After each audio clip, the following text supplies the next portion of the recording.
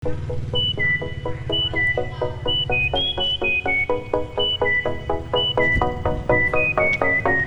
đây chúng ta sẽ sử dụng giấy A5 loại 70 CSM. Ta sẽ gấp đôi theo chiều dọc. Các bạn cần phải cố gắng gấp sao cho hai bên thật chính xác.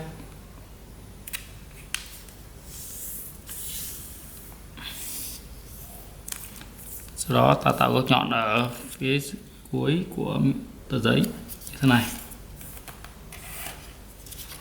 thật qua và làm tương tự đối với phần đối diện.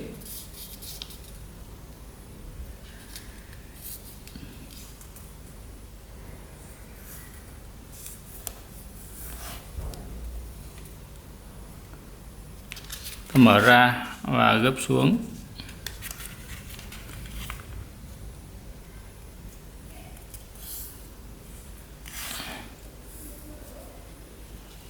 Gấp ngược hai bên với nhau như thế này.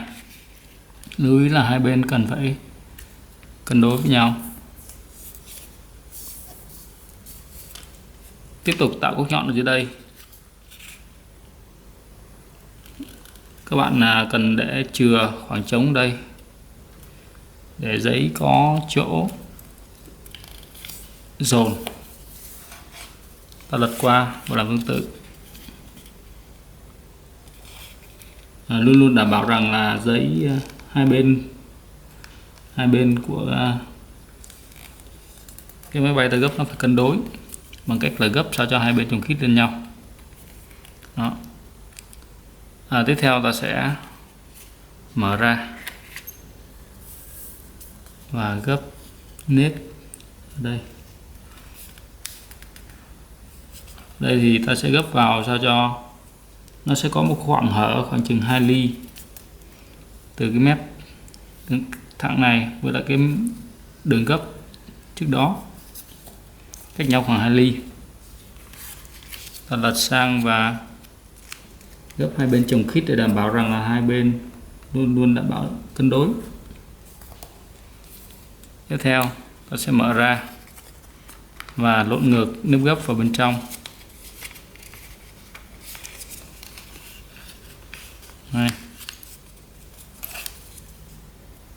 Ok, và ta làm tương tự đối với nếp gấp bên kia.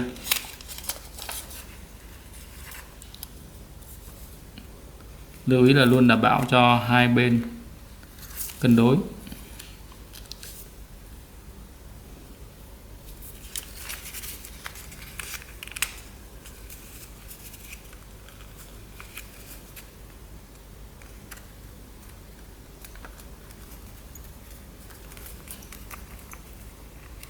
Rồi,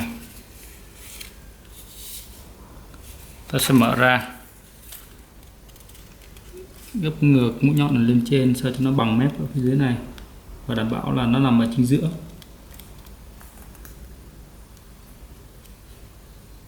Sau đó lật ngược lại, gấp ngược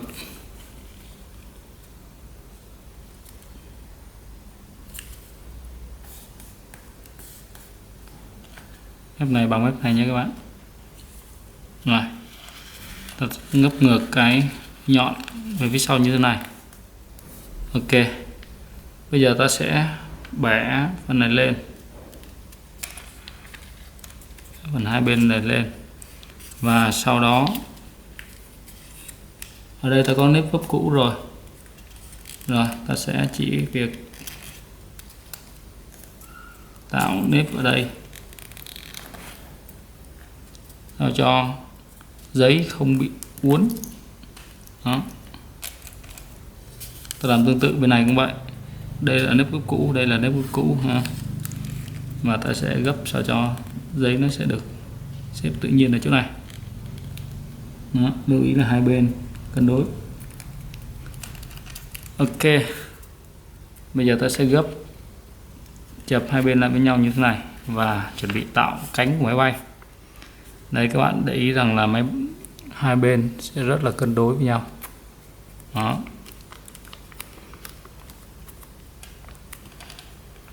Các bạn cần luyện tập để đạt được sự cân đối của máy bay như thế. Tiếp theo ta sẽ tạo cánh máy bay bằng cách là gấp ra, bắt đầu từ đây và kết thúc ở đuôi máy bay, sao cho góc vuông này nằm trên cánh của máy bay. Ở đây ta sẽ gấp sao cho khoảng cách ở đây sẽ bằng 1/2 khoảng cách ở đây, khoảng cách đây bằng 1/2 khoảng cách đây nhé. Này, và chỗ này ta sẽ điều chỉnh sao cho góc vuông nằm trên cánh.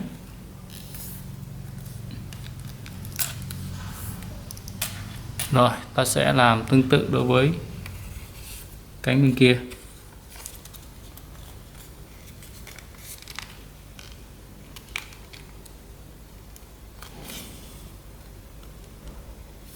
Và cần đảm bảo là hai bên chồng khít lên nhau.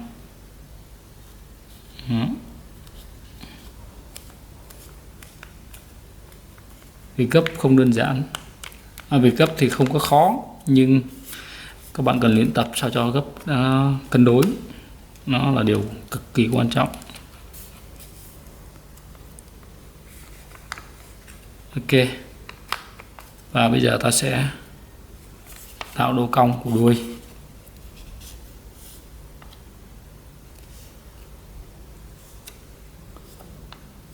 Đó. Và bây giờ ta có thể bắt đầu chơi rồi.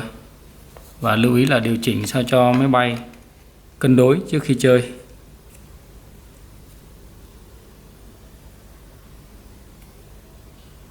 Ok, các bạn thấy cân đối như thế này là được.